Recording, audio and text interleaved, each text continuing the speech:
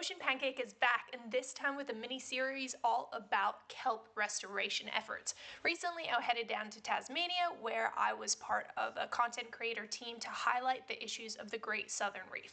95% of the giant kelp population down in Tasmania has disappeared in recent years, and that is why everyone, including you, needs to care, and why we need to work together for a better future. We have also launched a brand new YouTube channel where you can watch the video versions of the Ocean Pancake Podcast. I'll be uploading some of my favorites from the past. If you want to support the Ocean Pancake Podcast, you can join our Patreon, where you can donate to help continue these crucial conversations to protect our oceans. In today's episode, we listen to Dr. Aaron Eger, who is one of the founding members of the Kelp Forest Alliance, who tells us why do we need to care about the kelp, what's going on with the kelp, and what we can do to help. Side note, this was recorded on the boat, so thank you so much for your patience with the noise. I'm working on improving on-set camera filming situation to eliminate wind. Thank you! Every day there's a new news story about the crisis facing our ocean, whether it's the plastic issue, overfishing, pollution. If the oceans die, we die. So welcome to the Ocean Pancake Podcast, where the goal is sustainability and living a turquoise life. My name is Kat Andriskova, and I'm your host today. Let's get into this week's episode.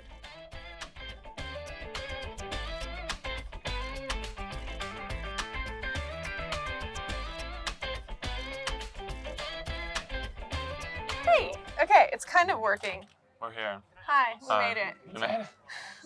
Cool. So the biggest question I really wanted to ask is, you're saying get involved. People should get involved. It's up to all of us.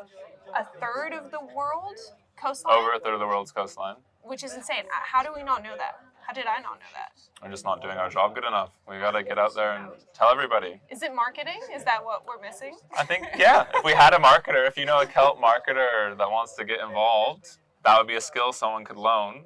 So when I say get involved, I think it's not going to get your scuba ticket and become a marine biologist overnight. Yeah.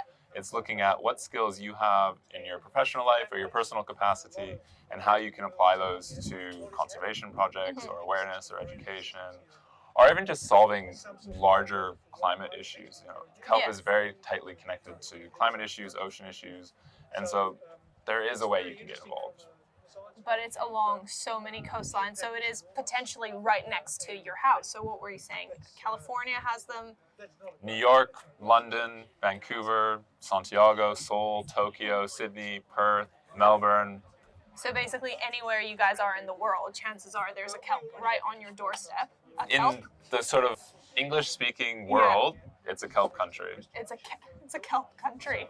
But the kelp needs our help, as we've been joking around. Absolutely. The kelp, unfortunately, needs our help. It helps us a lot, but it's been doing that for a while now, and we haven't been so kind back, and now it needs our help to restore to these places where it's been lost. What does the kelp do for us? Like, why should we care about kelp?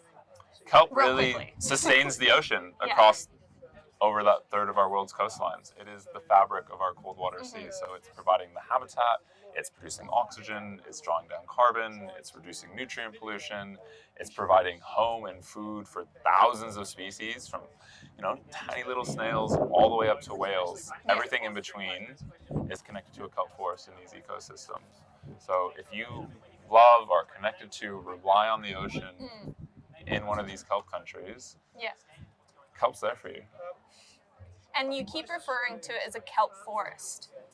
Can you just describe that a bit more? Because I think for a lot of people, when you say kelp, they think seaweed, they think sushi roll. But what is it in reality?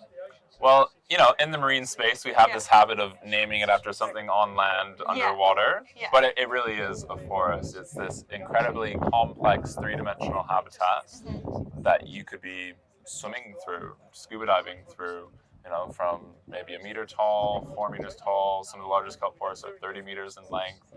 And then with that, you have all the animals living in between.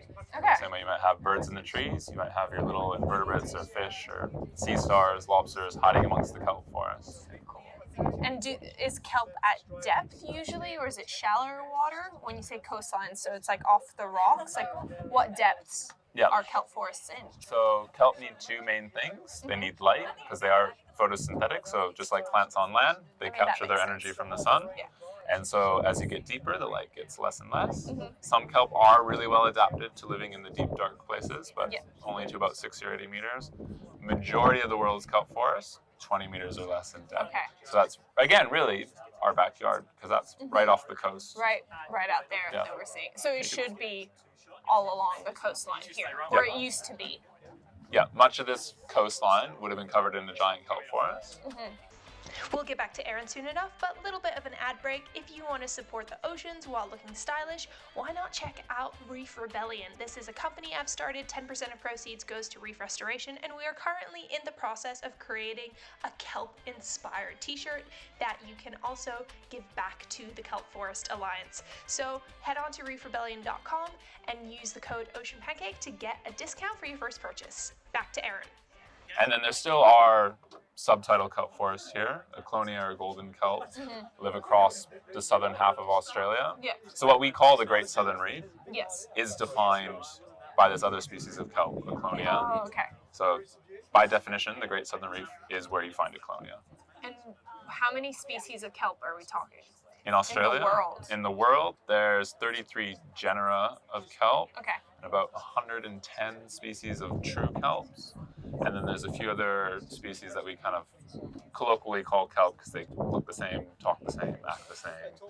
And we just bundle them in because so I might have to include like a family tree. Yeah, see the uncles, the odd cousins, these sorts of things. Sargassum is like the odd one out. Sometimes it's floating in the Atlantic. Sometimes it's making nice forests. Oh, I actually just remembered a question I had. I really wanted to ask this weekend, and it's about eating kelp. Can we eat kelp? You can eat any seaweed, including any kelp. Just go for a snack? Yeah, you can just find it. If it's not a polluted environment, don't do this if you live somewhere that's got a bit of sewage or industrial effluent flowing through the waters. Fair enough. But seaweeds in general are all edible. They're incredibly nutritious. They're full of omega-3s, different nutrients. Amazing. Great food source. Do you eat kelp? On the daily. On the daily? Really? Time to time. I like to fit kelp into my diet. I love going to Japan or Korea because kelp is like a major part of their diet, and it's regularly part of the menu on the daily. Amazing. So you get there and you see kelp prepared in all these different ways. And it's not like you've rolled up a kelp and you're eating it like a crepe kind of thing. It's a seasoning or it's a garnish or it's an accoutrement to some of these other meals. Aaron, thank you so much for taking the time to sit down with me and explain all things kelp. I think you're absolutely hilarious, and we should have you back on the podcast where we can discuss the Kelp Forest Alliance and the work you're doing on a greater scale, because this was just a mini episode under 10 minutes. Thank you everyone for listening and watching. Make sure to check out the Kelp Forest Alliance and the amazing work they're doing. Get involved in kelp restoration if you can. Head down to Tasmania if you can. And of course, big thank you to Graham Mose for the mind behind the tunes of the Ocean Pancake Podcast. He is a legend, currently touring Australia. So if you have the time and want to listen to some funky beats, head on over there. Thank you so much, and I'll see you in the next episode.